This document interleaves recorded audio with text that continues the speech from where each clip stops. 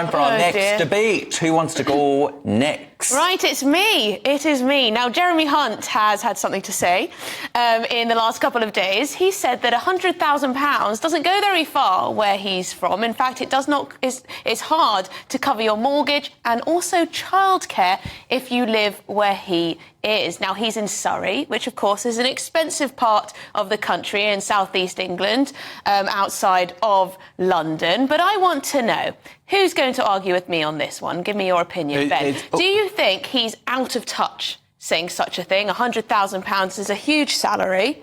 Is he out of touch or has he got a point? You need some context. It depends where you live, whether your partner works, how many kids you've got to look after, the bills. So for Surrey, and if he's got 2 kids with a wife not working, it's probably not a lot of money in the grand scheme of things. If you're living in somewhere like, I don't know, Hartlepool... Careful. And you're... or Newcastle... or the North East, where wages are lower, cost of living is lower, and you're earning 100k a year, then it's going to be a lot of money, of course. Do you think it's fair that people say, oh, this is just Jeremy Hunt, another Tory, looking out of touch again? Well, the man is a multi-millionaire. Let's not beat around the bush, right? And his Lib Dem opposition, who, by the way, he's incredibly scared of, are being very vocal in saying just that. This is a multi-millionaire saying 100 grand is, essentially pocket change, not a lot of money. £91,000 is what we're paying MPs now, and every viewer that watches this channel got in touch to say how outrageous that was, given what a poor job they've done. Now, he was talking in the context of childcare mostly, and also mortgage costs, which, of course, the Conservative government, you could argue, have resided over. And he's saying that, essentially, if you've got £100,000, if someone's earning that much in a household, you lose all your benefits. You lose your childcare benefits and allowance. So all of those free childcare hours, you don't see any of that. So has he got a point? Look, I think it depends on your generation, right? Because on the one hand, obviously, it's far higher than the average individual income and even the average household income. So, of course, it's a relatively privileged position. But if you're a young person and you've got the very high... Stop bashing old people. No, I'm not even mentioned. I've not said that. He'll get to it. Yeah, give me a second.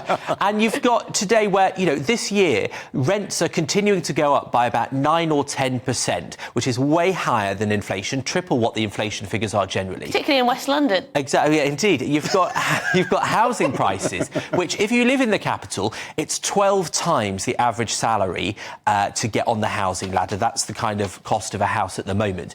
And so you've got a situation where you can be earning what is a fantastic salary, and once you account for rent, once you account for student loan repayments, which can be many hundreds of pounds a month, holidays, once you account for saving up for that house, if you then have kids, as many people in their 30s who are still waiting to get on the ladder will be doing, there really isn't much money left. I would caveat with saying that if you're 40 or 50 or 60, that's a fabulous salary if you paid off your reasonable mortgage. Well, I think the issue here is clearly we've had inflation. So if £100,000 isn't covering your mortgage and childcare costs in Surrey, then that's a problem with our economy. But it's a problem with the whole country, and it's a problem with the cost of living in this country. Things are just too expensive. Why are things too expensive? Because in a lot of markets and industries, it's very over-regulated. If we look at the nursery industry, we've got some of the highest childcare costs in Europe because our childcare ratios are the highest in Europe. We've got some of the highest housing prices in Europe because our planning system is over-regulated. So it's so hard to build new infrastructure, new houses, new reservoirs, new power plants. So all of these things that are essential to our lives are just more expensive. So if 100k is not enough money to live off, that's a problem with our economy. It is Jeremy Hunt's first job to look after his constituents, and if they're all struggling on 100 grand a year, then, he's got to speak up for them, doesn't he, Ben? What's the take-home from 100k a year? It's about, 6k a month?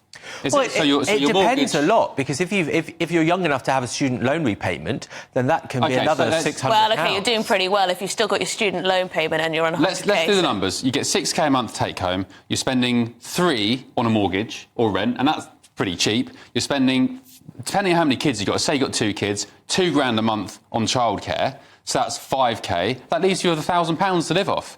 But loads of viewers, though, Ben, will be saying, do you know what? I wish I had £1,000 at the end of the month. Yeah, but if you're working in Surrey or London, you've got to commute into London. What's the tube? £300-400 a month. That leaves you with £600. Then you've got to buy shopping. You could probably get by on, I don't know, £50 to £100 a week. Do you know what the answer is? I think everyone should move out of the south. It's far too overcrowded anyway. Well, Let's spread around a little more. And actually, the north of England is arguably more beautiful than the south. I got the train up to Newcastle, your neck of the woods, the other day. The countryside is amazing. I didn't really appreciate it before. Maybe the question that we should be asking, really, Jeremy's basically inferring that people over £100,000 should get some sort of benefit from the government. I mean, should we really be giving people that earn 100k child benefit? What is a fair level to stop child benefit? Is that £100,000? Is it lower than that? But this also comes into the fact that a lot of middle-class people aren't having children because they don't feel like they can afford it.